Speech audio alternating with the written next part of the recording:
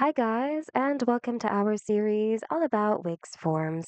Today, we're going to learn how to view and manage our submissions table from our Wix forms. Let's get started. On your site's dashboard, go to Customers and Leads and go to Forms and Submissions.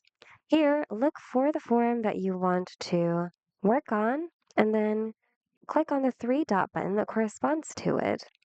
And then select View Submissions. This is the submissions table for the form you selected to view. You can manage these data. To manage them individually, click on the three dot button of the data you want to manage, and here you'll have options to download it as PDF, report it as spam, or move it to trash. To manage several submissions at the same time, tick the check boxes of those submissions you want to manage. Then, once you're done selecting, select what you want to do with them according to the available options at the top. So you can export them, report them as spam, or move them to trash.